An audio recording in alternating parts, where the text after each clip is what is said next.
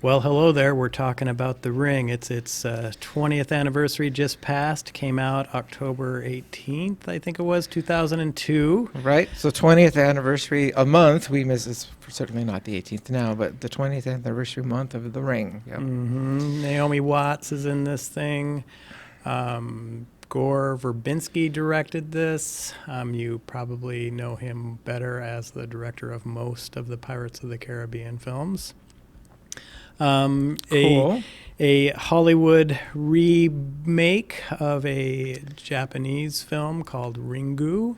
Yeah, yeah, and this initiates maybe our month of J horror. We're Yeah, going we're- to explore a little bit on J horror. Absolutely. So The Ring definitely has its derivations in J horror, and so we're going to be talking about J horror for a little bit. Yep, And so- what a great way to start it was with The Ring. Yeah, it definitely is. And Yeah. so, Gene, initial thoughts on The Ring? Yeah, The Ring. Definitely a Naomi Watts fan. Yeah, I liked her in King Kong. I also a smaller known movie of hers, Mulholland Drive. Oh, well, you want to Which- go, let's go smaller movie than that. Children of the Corn 4, Final Sacrifice. Love it. Oh my gosh. When was that? Like 1990 something? Definitely around 90, yeah. Yeah, 90, so. Yeah, 2002 for this movie. But yeah, it's the Ring. It's I think there are a lot of things going on here. It's just, I really like The Ring. I criticized a little bit at the time, maybe among purists, is it's not as good as Ringu. Ringu definitely devolves more into the psychological aspects of the child named Samara. She definitely has like psychic abilities for sure, and this movie explores it, but Ringu, I guess, gets deeper into that, and we'll explore that later. But no, I think this movie stands on its own, and I think I don't know if Roger will agree. I think there are definitely some really strong themes in here, which I don't know. I personally relate to as a father, that kind of resonate with me. So yeah. So I really like this movie. I definitely would recommend this movie to anybody who hasn't seen it already. It's definitely a good horror movie. It's good. Right, and it will be interesting when we do get to Ringu later on in November, because there's the Hollywood remake definitely changed certain aspects of the original, some for the better, some not, but we'll get into Right. that when we talk about Right. Ringu. But basically the premise for this is there's this haunted videotape out there, and if you watch this videotape, the phone rings and it tells you 7 days. 7 days. So, A girl will call you. yeah. Yeah.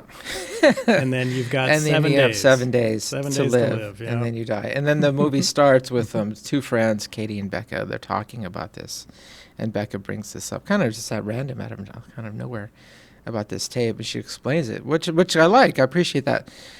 It's like this movie just gets right to the point. Right at the beginning, we're talking about the video. We're straight at the video. We're talking about the video right away, and then Katie, her friend, admits, "Oh, I saw that video," and then the movie just really fast goes into the kind of the Katie's trauma. It gets a little bit into her life, and then of course, she's on her. I think her sixth day, and so the very next day, I think she dies. Or actually, no, I think she maybe dies even that evening. No, she dies that evening. Yeah, so that day was her seventh day, and they're all dying around like 10 o'clock. So. Yeah, so then Katie dies, and Becca is traumatized by this. Although I think there's some psychic interaction that happens when you touch somebody who has watched the video. Like if somebody's watched the video, they have 7 days. And during that 7 days, if you touch them, you can kind of gain an insight into what's going on, into the girl who created this video. Her name's Samara. I think she's an 8-year-old girl. And we can get into her story in a little bit, but yeah. So Becca and Katie definitely, they're buddies. They're hanging out. So there's some touching going on in there. I mean, just incidental stuff, But still, Becca has insights and just in the process of touching Katie, she gets a little, yeah. She ends up in a little mental institution later, and we visit with her. Yes, we do. Yes. And so this brings in the Naomi Watts character and her child because Rachel and Aiden. So Aiden has a really good relationship with this young girl who dies at the beginning. She was kind of, I'm going to call surrogate mother, babysitter. He spent a lot of time with her, being cared for by her. Yeah, Rachel's a reporter with the Seattle newspaper, I guess one of the larger Seattle papers there. And so she's completely committed to that, and it seems she does really well with that particular job. But she's not so much a really great mother. Than her there's no guy in the picture in terms of Aiden, the father. And so Katie, who died, and Aiden Katie is Aiden's babysitter. And I get the sense that Aiden, I think, is just a regular kid, and he is a regular kid because he has spent so much time with Katie and Katie's family. So in a way, they're like surrogate parents that may have helped to raise Aiden. Well, and I do think the Aiden character, they make him out to be much more mature than he really is in his vocalisms, dialogue choices, just the way he handles himself, carries himself. Did you feel that same way? I don't know. Kids can be there can be a wide range there. Because you can have some kids that are a certain age that are really immature. But then you can have kids of a certain age that they're kind of ahead in their years. And so, certainly Aiden is that. He's ahead in his years.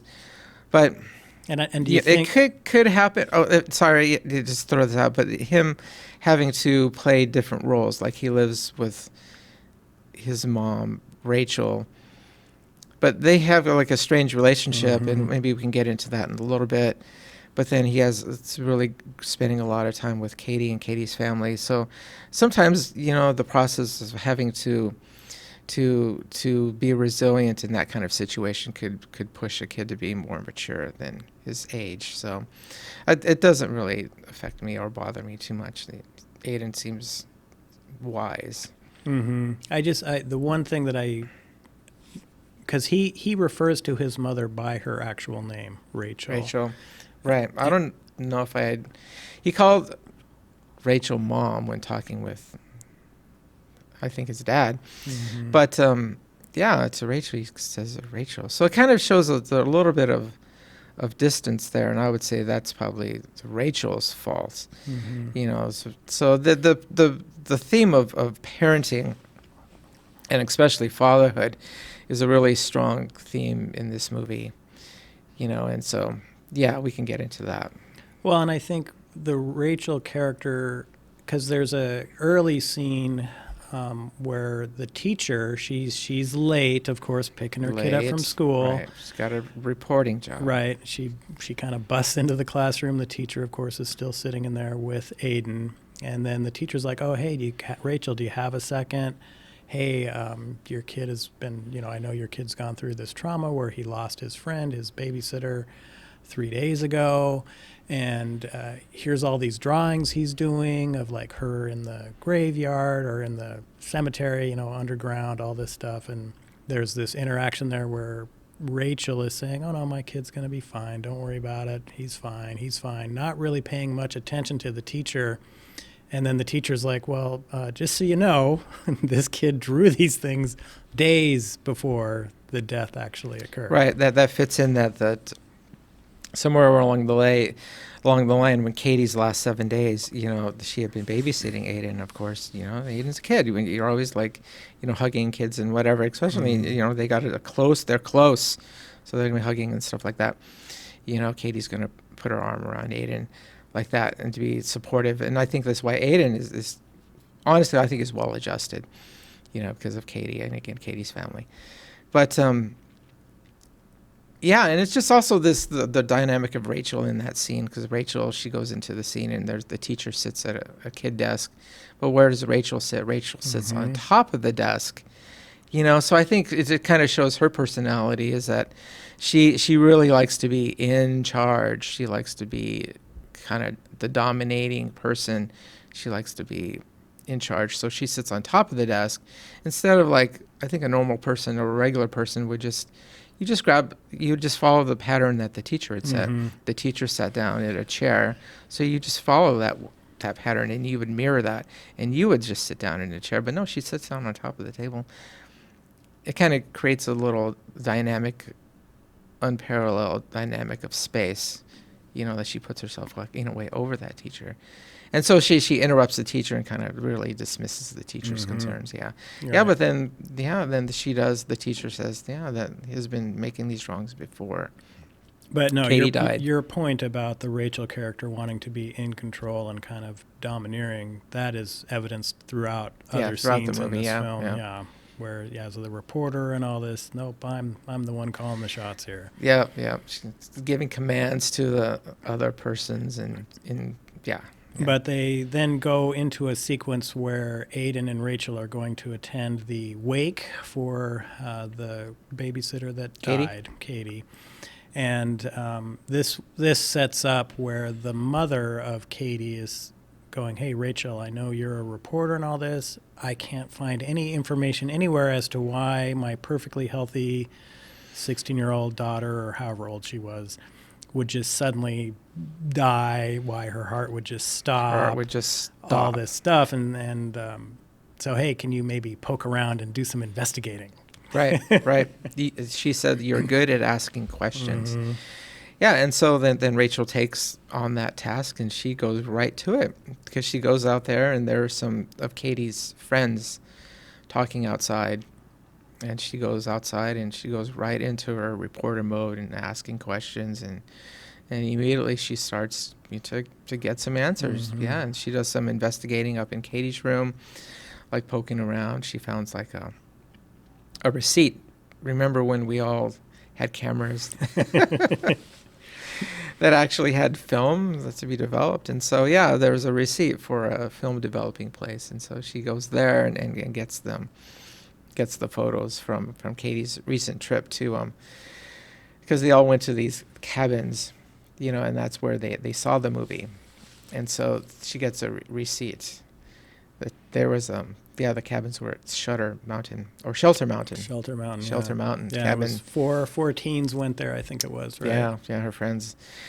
Yeah, of course, 7 days ago, and they were staying in cabin 12. It's very interesting that they're in cabin 12. Yeah, so we get into that in a little bit. But so she's doing investigations, and she's immediately finding stuff. She gets the film and gets the pictures, and she looks at the pictures, and they're rather eerie because all the faces of the four teens are blurred. It's kind of indication that maybe it's like they're being targeted, So because when everything else is in focus, Mm-hmm. the background and their clothes and everything else is in focus, but their faces are blurred. Right, and that's actually a pretty good scene. I mean, it's standard kind of ghost movie type stuff, but because she's flipping through these photos and you can see that it's just a bunch of kids having a good time. All those photos are good, and then suddenly she runs across this one photo, which, okay, now that they watched that videotape right there. That was the next picture after they had watched the videotape. Right. Yeah, and then so she decides to go to Shelter Mountain Inn. It's a drive out of Seattle. And so then she finds out they were in cabin 12, and then she rents cabin 12, and she goes in there. And and she notices that there's a video on when she's meeting the innkeeper or whatever, so she takes that video. Right, it's an unmarked tape, right? Unmarked tape. The guy has a whole pile of videotapes because reception's terrible up here. Yep. We can't get things, so we've got all these videotapes, and she sees the one that doesn't have any label or anything, and I'll grab that and see what's on that. Right. Again, I think it shows her as a reporter. I think maybe this is why has such an alpha personality, because she's really good at reporting. She finds answers, and so she finds answers by being that alpha personality, by being able to discern things, and so she knows that she's a good reporter and she can get things done. So she sees something out of the ordinary, so she takes that one. Yeah. Mm-hmm. So again, nothing out of the ordinary. We can roll with that. Right. Yeah, and then she goes cabin 12, and then she of course puts in the VCR. Mhm. Oh my gosh. Right. And then For those of you a little bit younger than Gene and I are, yeah, the VCR used to be this thing where you could watch your movies on this tape, and then it went to DVDs and all that, and now of course it's streaming. yeah, it's all streaming now. And I was thinking about this movie Samara and the streaming option that she now has available to Yeah, how her. would Samara spread her curse now? Stream it on. That's right. How are you gonna do that? Premiering now on HBO Max. Yeah. Samara would have to stream it on the different platforms. So, yeah, because even now DVDs are kind of getting Right. that way of being extinct Yeah. extinct now. I mean, Mhm. because pretty much everything's streaming now. Yeah, so maybe Yeah. the curse of the ring ended when VCRs went out of popularity, It right? could be. Oh well, we got it solved. Yeah, we have to update the. But anyway, we're off track here. So Yeah. of course So she puts she watches that the tape movie, in. and it's nothing to. It's it's a very short film, and there's nothing spectacular about it. It's not scary at all. It's just like in a way, it reminds me of like our memories. It seems because our memories are kind of disorganized and jumbled, and you see images. Like right now, just if you're listening, think about your memories of something that happened long ago. It's just like you don't see it as a complete day or as a complete event. You just have images of of events, or events or of things that maybe have just stuck with you, and Mhm. that are like scattered, and sometimes things are not in order, and that's just how it is. I think to remember full things in context, maybe you have to sit down and think about it a little bit. But yeah, this tape is like memories, like individual scenes, and it turns out that this tape was created by Samara, and again, we'll get into that in a little bit, but she watches it, tape ends, and what happens? The phone rings. Immediately. Philip picks it up, the little girl's voice, 7 days. Yeah, and there it goes, starts. Yep. And then, Yeah. of course, there is a pretty great shot for a horror film, for this particular horror film, where then Rachel kind of runs out of the cabin, and she's in kind of an open field. It's a higher shot, and it's raining and stuff. And I thought that was just a nice shot there in that scene, kind of heightening that, what am I going to do now? Yeah, kind of thing. yeah, because she knows right there that this is real, because the faces are blurred in the pictures. That is, some things just don't happen. Right. You just don't see things that just doesn't happen. So that's a very deliberate, purposeful thing, is that the faces in the pictures were blurred. She watches the video, she immediately gets a call, which again is something that doesn't happen. Because first of all, how would somebody know that you just watched the video? Because she's alone, right? Mhm. So yeah, so this is real, and she knows it. Yeah, and then the movie goes on, and it starts counting the days. So the very next day, it marks day one. So that's day one for Rachel. And you really just follow the rest of the movie is just following Rachel as she is a reporter, and she's going through her task of like figuring out what in the heck is this video. Yeah, and so on day one, yeah, and so she kind of like in the next day, it's like you see how her relationship, because she's preoccupied with what's happened, and Aiden's making his own sandwich to go to school, and then instead of Rachel like taking him to school, I think Aiden just goes and walks to school on his own. Well, and the better part, just to highlight more of what Gene is saying, is he walks by her closed bedroom door and just says, "Going to school," and she doesn't even respond back to him. She's in there engrossed, trying to figure out this videotape thing. Right.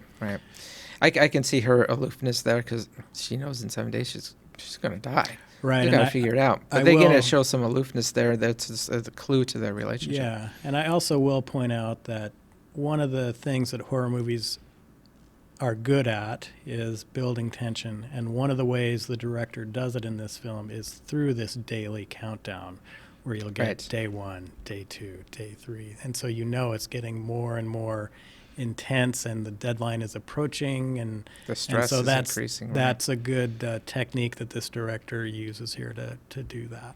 Yeah, so in the first day, Rachel speaks with Noah. Noah's also, he works independently. He's like a videographer. And then she shows the tape to Noah. So maybe there's still a little bit of doubt because she shows it to him. He really insists on seeing it because that's his job. He manipulates video as a videographer. He has all kinds of very sophisticated equipment in his studio. And so she shows the tape to Noah. Yeah, and so they're talking about it. She's starting her process of reconstruction, and Rachel gives Noah a task to find out, quote unquote, who made it, where's it from, and then so Noah then starts to pursue, that avenue. Well, and I did like how Noah pointed out, because while he's watching the videotape, Naomi Watts, Rachel walks out onto her balcony, and there's Right. two good parts there. One is she's looking across. This is almost like the Watcher, It is. or Watcher, because she's looking Rear down window even. onto all the other apartments that are across the way. And what are they all doing? They're all watching TV. They're all watching of them. TV. I think this movie definitely has a strong themes. We'll talk about a little bit of this movie is fatherhood and being a parent. And then also another theme is media, the effect of media on our lives. And so, I mean, clearly in this respect, the watching media video kills you. In 7 days, you are dead. But yeah. So the point is, watching media won't kill you.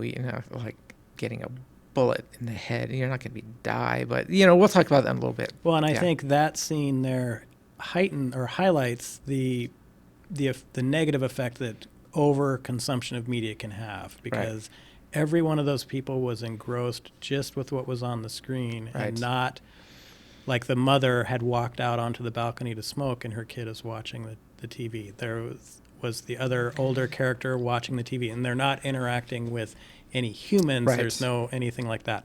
But the other thing I liked in that little sequence too was when Noah then says, "Hey, that's just some crazy student film, right? It looks like a student film." And I'm like, Right. "Yeah, I've seen a ton of student films, and that's pretty much exactly That how, looks like a how crazy most student of them film, right. look, Exactly. But we should back up for just a minute, because right before Noah shows up at the apartment, Rachel's apartment, they do have that scene of what's the kid's name? Aiden. Getting off the bus to go to school. He has to take public transportation to his school. It's raining. He's got an umbrella. He's walking down the street on the sidewalk, and then he confronts this other figure, this guy standing there, and there's this 10-second sequence where they're staring at each other. Well, it's Noah that he's staring at, and then they just walk on by, and then the scene cuts to Noah interacting with Rachel. What you don't know at this point, but learn later, is Noah is actually Aiden's father. Aiden's father. And so this, again, is kind of reinforcing Gene's point of kind of this fatherhood aspect, where what kind of father is he that's not even going to say hello to his own child? That you meet randomly on the street. Right. Yeah, but getting back into that TV and media, maybe this is time we'll just talk about it. But yeah, they get into I think the point of the theme of this movie is that TV and media is kind of can be a destructive force in our lives. And there is so many things that this movie gets into, is that, in a way that TV it's addictive, and it's easy to put it on and to default to. And Rachel is going out on the balcony while Noah's watching the movie, and everyone is watching it because it's easy, it's addictive. And in a way, TV and media, it lies to us. It kind of, in a way, it pretends to be your friend. Later we'll get in the movie that Samara has been abused by her father, and she was isolated by him. But Samara has a TV in her little isolated room up in a barn, and so maybe it's your companion, but no, TV is not your friend. And it also, the media can be so easily manipulated. There's a scene with Rachel and Noah where they're manipulating the tape, and it's so easy for them to do that. And then finally, I even had a conversation with my son about this, and I think this is the biggest thing, is how TV media can really hurt us. Is that it's an opportunity cost, kind of in a previous life I used to be an accountant, of all things. So accounting concept called opportunity cost, and we all know about this, is that if you're spending a lot of time doing one thing, that means by very default you're not doing something else. So I mean, it's like if we're all watching TV or we're consumed with our media, I guess not even TV anymore. We're 2022. We all have these phones, whatever they are, iPhones or Samsungs, whatever you want to, Androids. We're all, stats show that as a whole, our populace is we're watching these things a lot. So it's a huge opportunity cost. So it's like we're spending time consuming this media, and we think it's our friend, but no, it doesn't care about it us at all. But instead of, hanging out and having, going on cool hikes outside, or maybe having quality time with our kids, or maybe having a good talk with our significant others, or, just engaging in a passionate hobby, learning how to play a new thing. Really the whole thing is, instead of just living life, enjoying the life that we've been giving, we're watching these stupid things, and I think it's a big deal. I think it's just huge in our society, and I don't think it results in any good things. And I think this movie touches on this. Yeah. So I will say that for the listeners out there, Gene and Roger, we are your friends. Please please continue. Media, but please continue to consume our little show. But of course, like you can watch you can listen to Gene and Roger while you're going on your hike or your run. I mean, that's right.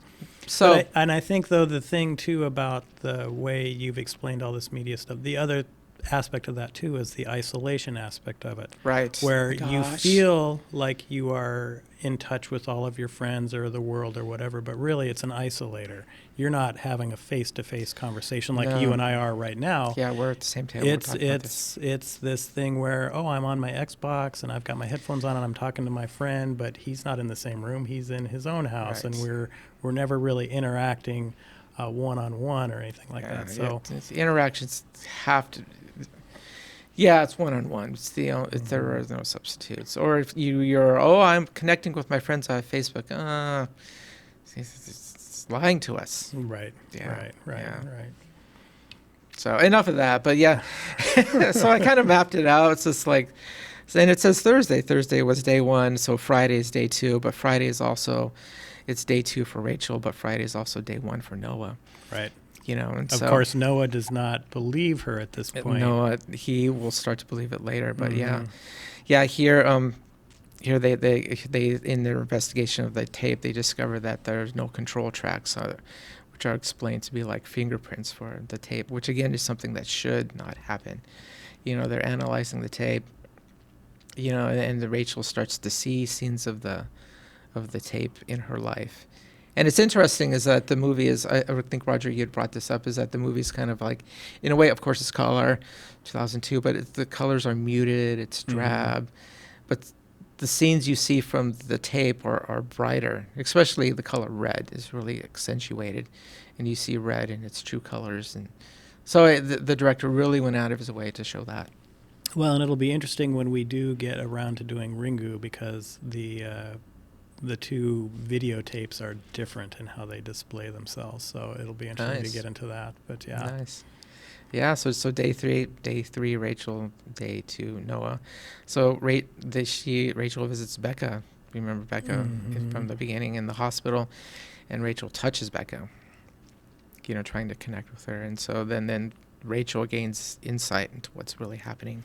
Well, and before you talk about that part, there is the part where they're kind of bringing that girl into the room to talk with Rachel. You remember that? And so they had the big screen up so she couldn't see anything except for the hallway she was walking down. But they do, again, to back up your point about over media consumption, here's all the other people in the sanitarium. What are 90% of them doing? They're sitting in front of a TV watching Hollywood Squares, Because right? because it occupies them and it makes it easier for the staff because they don't have to really deal with them. They just park them there. And none of them are interacting with Nope. each other. They're all just focused on this box. But then they have the screen up so that the girl can't even see the TV, right? Right, It's because like, if Becca no, sees the TV, she'll probably lose it. freak out, right? Yeah. And so anyway, they get in there, and then Naomi Watts. That's where you first get the real sense that this is kind of a transferable, premonitionary type power, because she does touch her and says, "Hey, you're gonna find out about this Samara character in 4 days." Yeah, so then all of a sudden they touch, and then Becca knows, and she says 4 days. And does she have 4 days? Yeah, she's got 4 days. Yeah. So there is we kind of skipped it, but there was a scene between Rachel and Noah earlier that they acknowledge that there is a relationship between them. But Rachel has definitely decided she's moving on, and so, yeah. But I don't know why I threw that in there. But I don't know. yeah. I think it was just more about, because the relationship between the mother and the child and the father and the child is definitely not normal, right? And so you've got basically what my thought was during the sequences there where where Noah and Rachel are interacting about their relationship was more, my mind went to, they were young kids and they Really young, yeah. they were just messing around and, I'm pregnant, here's this kid now, and neither one of them were ready to be a parent, nor were they really that romantically attached to each other in the first place, because he's already got some other girl now. Yes. And Noah does. You're right. And so, and they both, have their careers and this and that. And so that's kind of how I think that interaction was highlighting was, Right. And there's no legalities involved. There's no like visitations and things like that. So that's clearly they've both moved on with their lives, but they've stayed in the same. They're still both in Seattle, and they're in the same industry, and so they interact still with each other, and they do have like a friendship, because they work frequently with each other, but they have a get together. But Rachel has purged. Well, no, I take that back. No, Aiden or the Noah has. Yeah, he's like. Well, we'll get into that in a little bit. Yeah. So what goes on Sunday, day 4, Rachel, day 3, Noah. So there's a big scene there in the library, and then as the investigation goes on, right, I do have to step in right Go ahead, now, what? Because of course every dang ghost movie that's ever been made ever, let's have the library scene. No where way. We're Are you investigating. serious? Of course they are. It's A always library that. scene. It's always the library scene. Yeah, well, there's a library scene. Well, Rachel discovers that there's on the tape that in the previous day they discovered on the tape there's a lighthouse, and so she investigates it and researches it. It's Moesco Island, and so she finds out about it, and so she discovers that on Moesco Island there's some. I don't know if that was this day, but she finds out there's a suicide, that this woman named Anna Morgan had committed suicide there, and so she's digging it deeper. Right, Yeah. she's piecing together that one of the flashes on the tape is of this woman looking in a mirror, combing her hair, and then looking right back at the camera. Right. And she does it during this time. She does ascertain that is that woman who was the horse. Right, because she finds out this woman is on Moesco Island, and her name's Anna Morgan, and she finds out that Anna Morgan was a horse breeder. She rode horses, and that Anna Morgan had committed suicide. Right, so there was this unexplained plague of some sort or something that came through there, and all these horses were basically drowning themselves. Yeah, and they were washing up on shore, kind of like beached whales. Yeah. And then at some point, then she decided to just commit suicide. Right, and then all of a sudden in the library, Rachel finds herself because she noticed that in going to Katie's room that like all the faces in the magazine had been scratched out, like with vertical black lines in a way to like simulate black hair over the faces. And then kind of completely involuntarily, she finds while she's doing research and reading and stuff, she's scratching out faces on pictures to simulate that there's black hair. Mm-hmm. So she is involuntarily doing the same things that Katie had been doing. Right. Yeah, so kind of reinforces that this is real. It's happening. Yeah. So day 5, it's Monday, day 5. Noah, day 4. Yeah, and so here Noah, he's at a grocery store, and he sees through the security cameras at the grocery store that his face is blurred. So it's not just the photos, but it's even like live security cameras. So he knows, I think that kind of tips him off, that this thing is real. I need to really go after this and not put everything else aside and go after it. Right, and there was another great scene right after that where he's calling Rachel, and he's taken a ton of photos of himself, all of which are blurred out. Right. So he's like, yep, okay, I believe you. Yeah, and then another scene is Rachel, again, horror movies, stuff, is that Rachel, I think she's in a dream, but she starts pulling like some kind of string out of her mouth. It's all bloody, and I can never quite identify what it was, but it's really creepy.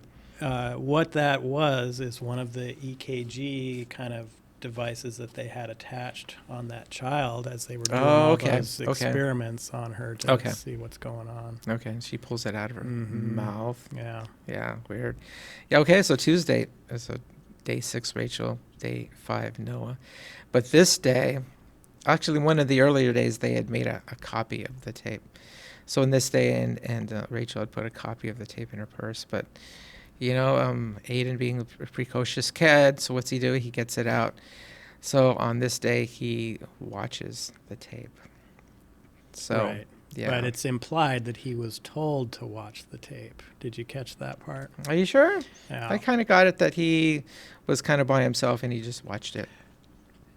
Okay, so see, he's in connection with the girl that died girl, at the right? beginning. Yeah, we're missing this. Yeah, because throughout this whole time, he has that psychic connection again through Katie. But he Noah mentions that the girl talks to me, right? Yeah, and so she told him to watch it. Yeah, I do remember that. Yeah, there was that psychic connection, because the girl, her name's Samara, that she's an active force. She's not just some one angry child. Yeah, she is. And we can get into that. I don't know if she's necessarily angry. Well, but we can get into that. She is definitely exacting her vengeance on people, boy. Right. Because she has the line of dialogue there where you don't want to keep hurting people, do you? And she's like, yeah, I do. Yeah. Yeah, we can get into that. I think it goes back into the parenting thing. To me, it's all in the theme of parenting. Yeah, and so here in this day, so now it's day 6, Rachel, day 5, Noah, day 1, Aiden. Yeah, and so there's more research. Katie finds out more about the lives of Anna Morgan, and finds out that she was married, Richard Morgan.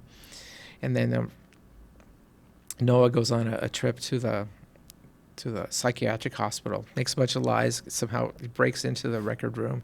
Right, because the lady who commits suicide, she had been sent to the sanitarium before that. So. Right, and she had been trying very over and over again to get pregnant. There are records of multiple miscarriages. And so it turns out that she did, in fact, get pregnant, and she had a kid. And that kid was Samara, and then the kid was born around 1970, because the Noah finds a birth certificate. What are you thinking? So I think you might. Well, here's my thought process. What are you thinking? Because that's Samara's birth certificate. The doctor that Naomi Watts' character interacts with later in the film basically was saying there was miscarriage after miscarriage. Then they both went away for a while, and then when they came back, they had this kid. I don't think she's the real mother. I think they acquired that kid through some other means. But there is a birth certificate there. Sure, which can be fabricate it however you want. But I don't know. The movie doesn't get into I that. do not believe. I think it's a leap. I don't think it is, because why would that character then say, "Oh, they had all these miscarriages, and then they went away"? They're records of miscarriages, right? They went away, they were gone, and then they come back, and they have a kid. Well, that to me is indicative of they went and acquired a kid somewhere. Well, Jane Alexander does, in fact, use the word adopted. Mm-hmm. She says adopted. So, but I'm just thinking that she kept trying to have a kid, miscarriages over and over again. But sometimes it works. Sometimes you can go full term, or maybe you don't go full term, but you go far enough. The baby's viable and the baby survives, and there you go. Right. Yeah. So there.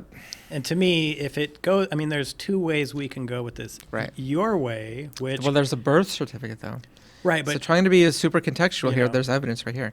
But there's also the evidence of they disappeared and then they're back and now they suddenly have a kid. But what I'm saying here is I think either way can be cool, because if it's your way, then it's almost like some external force was trying to prevent this woman from having a child because that external force knew the child's going to be completely evil. Or it could have been this other thing where we're going down some black market pathway to get a kid, and here, have the super evil kid. And then by random, the kid just disappears. I kind of like the idea more that Anna Morgan, imbued within herself, had some sort of thing that she passed on to her daughter. Right. And in Ringu, it is much clearer as to where the right. This movie, as Roger's getting into, it's a little vague.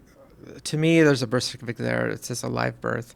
So Anna Morgan had a kid, So, but to Roger watching the same movie, you're doubting. So it must be a little unclear. Well, whatever, doesn't matter to me. I'm just all about we've got the evil kid.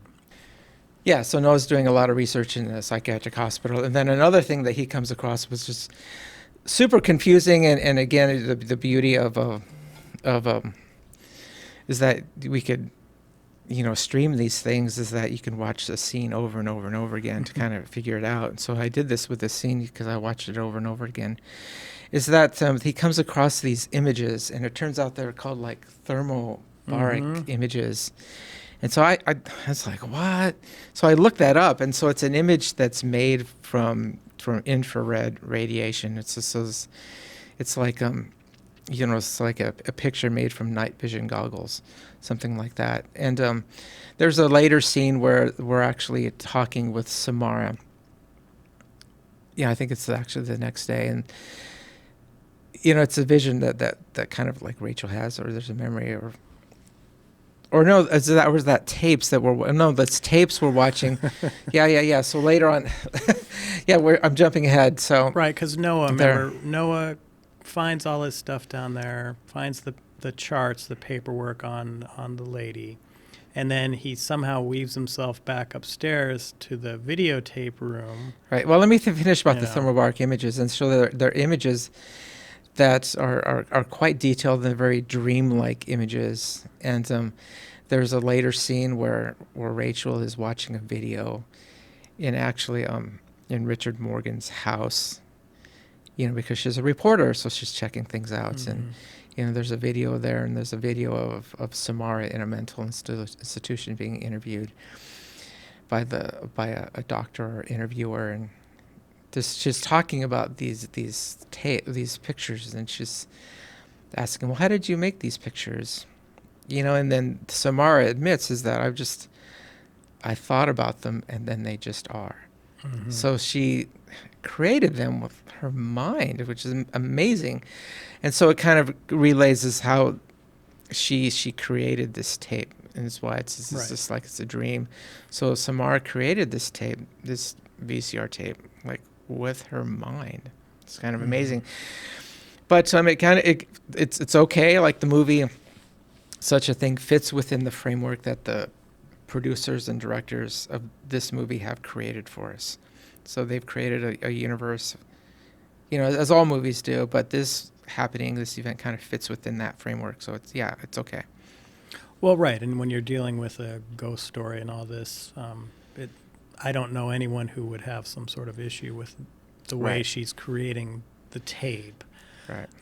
You're setting up that she's this entity. She's got this extensive psychic power. Psychic powers, right. And then, of course, that easily explains why there's no coding on this tape, because it was not actually filmed. It's this creation of memory. Right, you right, know. right. Why there's no control track, because it And was so, created. yeah, and so Noah had actually discovered that there was a videotape of Samara, but the cassette tape was empty because Right, at the hospital. Richard right. is the one that had stolen that Richard tape. had taken it, Mhm. right. And so Rachel, that she travels to the island, Moesco Island, talking with, she ends up talking with Richard Morgan. And then she talks with Jane Alexander, who's been in a lot of movies. Mhm. Yeah, but she's like the doctor. And then the doctor admits that strange things were happening on the island, and that she vaguely admits is that's when the child disappeared, things got better. Yep. So there's a town secret. I think we all know what the town secret is. Yeah, it's like, I guess you just compromise yourself so things are better for you. Was it really that bad? I don't know. But yeah, the town secret is that we know that they disposed of Samara, that they killed Samara. But things got better, so I guess it makes it okay. Well, the mother ends up being the one that actually pushes Samara Right. down into Into the well. right. You know. And I think that everyone kind of knows about it, right? But things got better. Mm-hmm. Yeah, because there were strange psychic events happening in the town.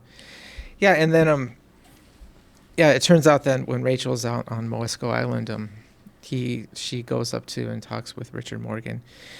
Richard is entirely dismissive of everything, and it really just kicks her out of his house. Well, I And think then- I actually liked that scene because at the beginning of the scene, he just assumes she's there to talk about all the horses The that dead all horses, died right. back in the 50s or whatever that was. 70s. And then when she goes off on a different tangent a little bit, he's Right. like, whoop, hey, what? No, What are you're you outta getting here. at? You're outta What here. are you getting at? And I believe he said something along the lines of, what is it that you think you know? Right. Where right. maybe I'm going to have to just solve this little problem too. Right. Yeah, and so she goes out and does more investigation on the island. She talks to the doctor, Jane Alexander. And then she realized she's got to go back, and she goes back to Richard Morgan's house. She's going to knock on the front door, but the door's open. So she just goes in. Mm-hmm. And then right there's some boxes around, and she notices some mementos there indicating, the life of a kid. But then there are tapes there, of course. She puts the tape in, and that's when the tape is of Samara in the hospital. Yeah, very strange tapes of like Samara standing for very long periods of time. So that you can see a clock in Samara, and the clock is just spinning, Right. where Samara is just standing in the same spot. Right. The concept being that Samara never sleeps. Samara never sleeps. She can stand in one spot for She's always there. She's always going to get you. Right. Some amazing psychic abilities, right? Just out of this world stuff, yeah.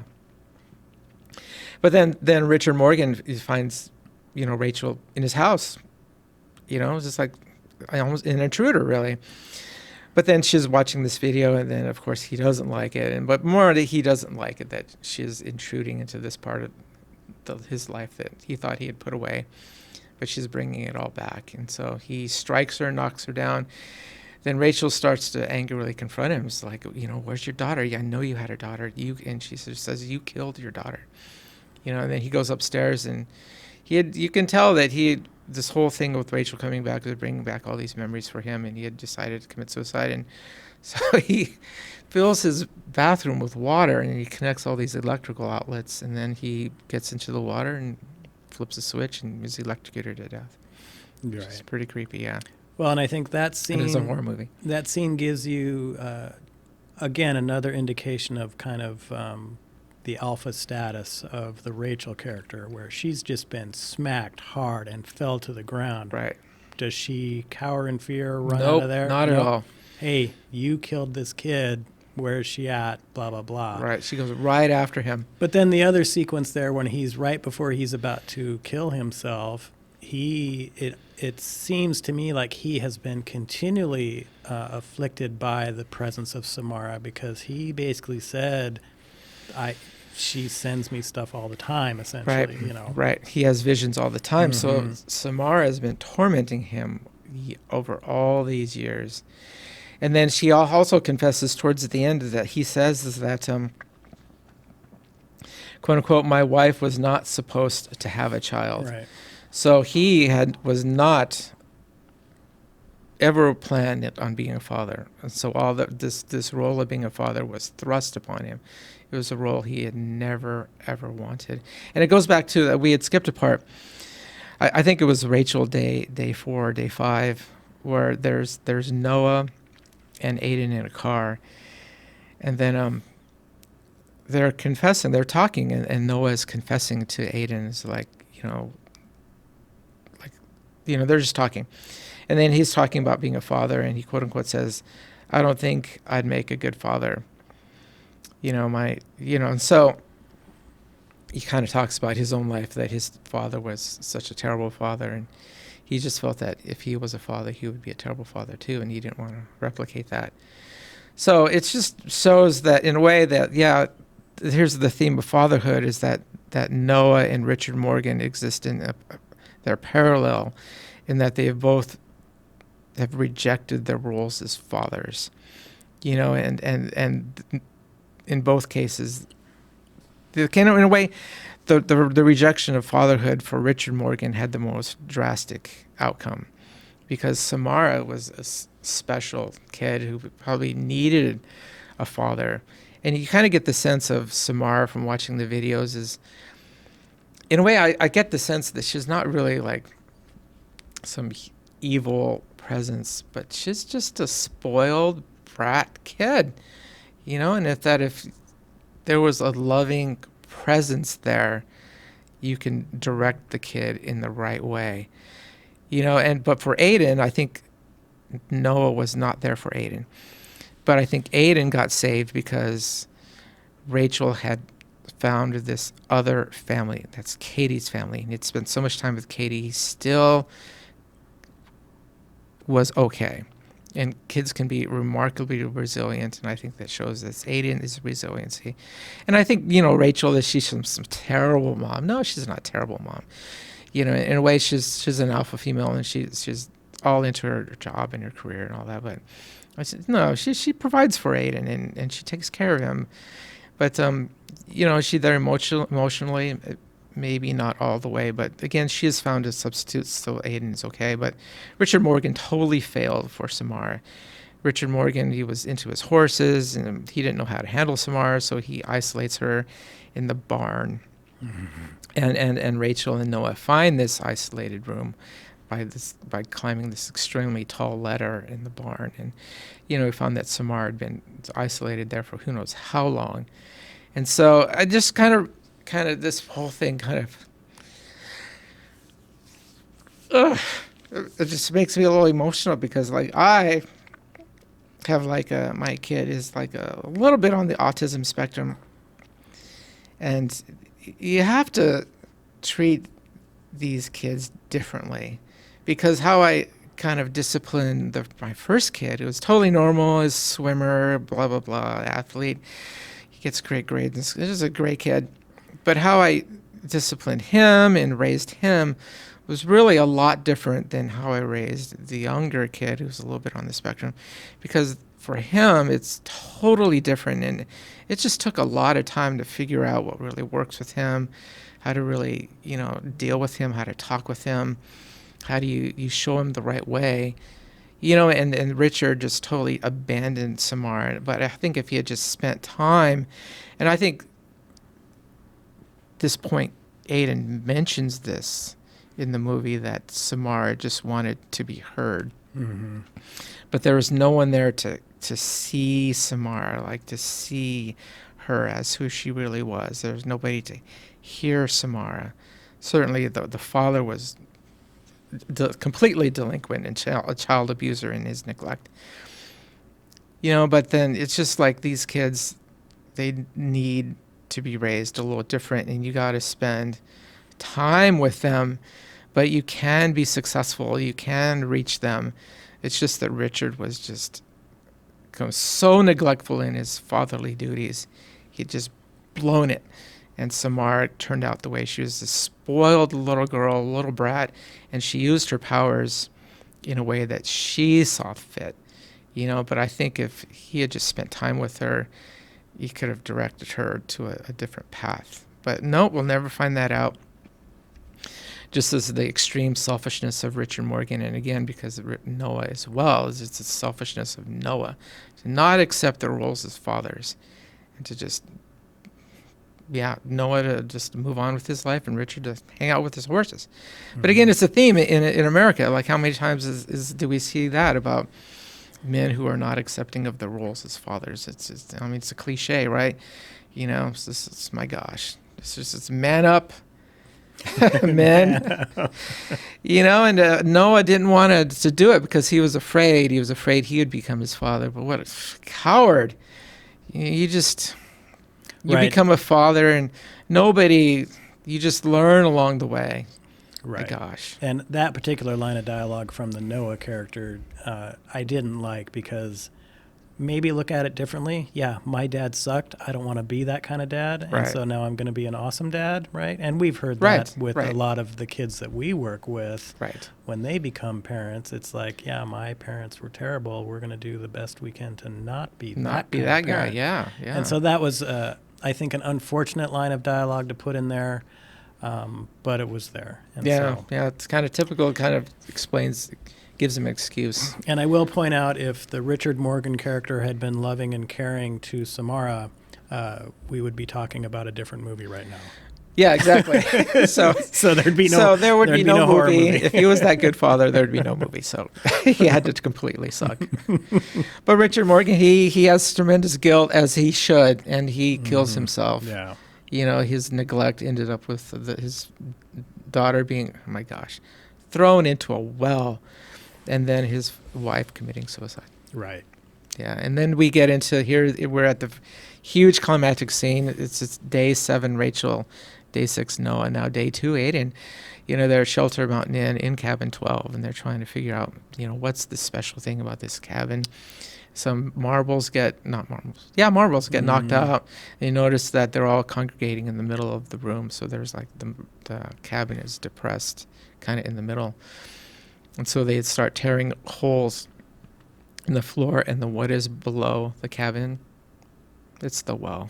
Yeah. Yeah. So they slide the cover off of it, and it's, that's the well. Of course, they don't know that it's the well, but that's weird. There's a cabin built over this well, clearly to hide something and to hide the well. I'm pretty sure they know that it is the well, because when they were in the barn housing for Samara, remember they're like, oh, there's something behind this wall here, behind this and they paper. removed the wallpaper. And they removed the wallpaper, and they saw the tree there that had been burned into the wood. Well, what was sitting on that piece of property was the same exact tree. And so I think that tree is highlighted prominently. I think they were like, okay, there's something going on in here.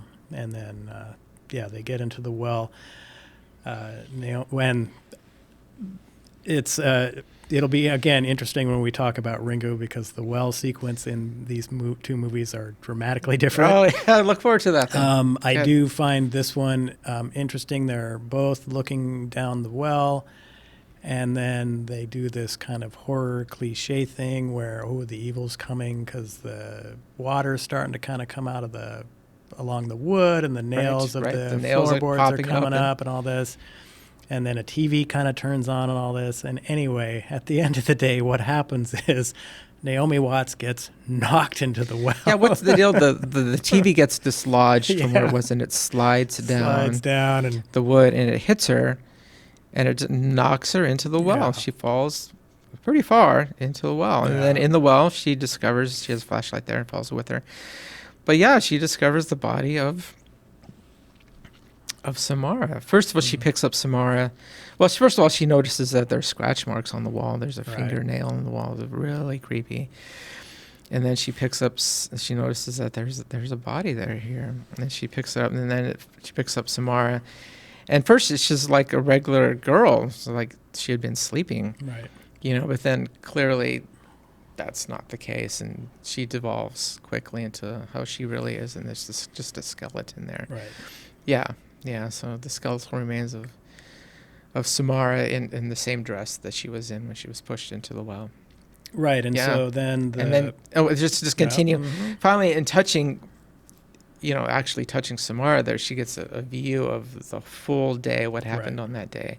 Samara getting pushed in, why it's called the ring. You push the cover over the top.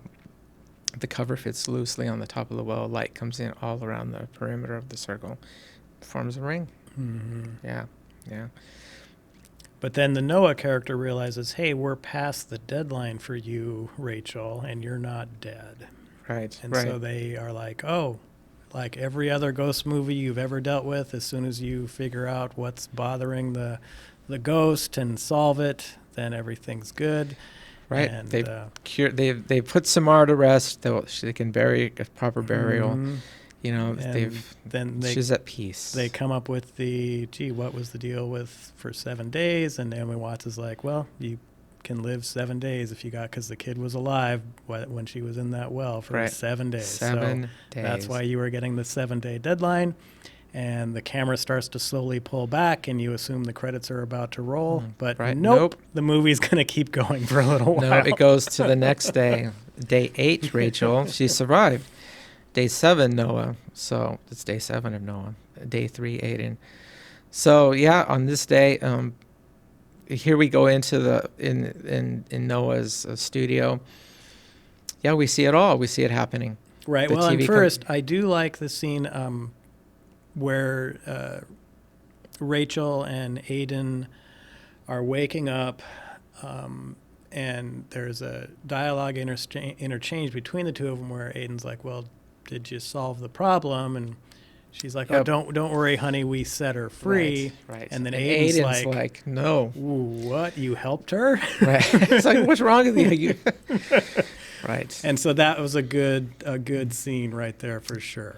That was a great scene. And then it cuts into what's about to happen to the Noah character, where you finally do see what kind of comes out of this TV.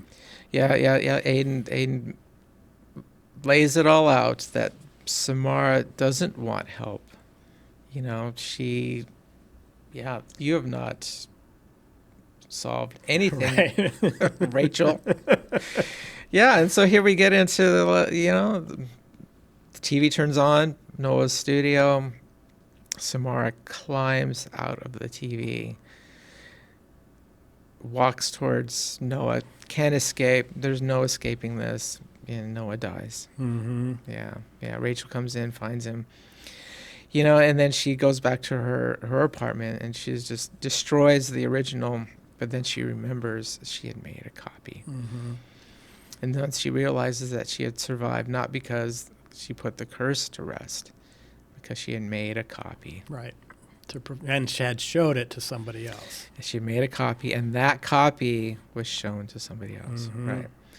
Right. It's a little vague to me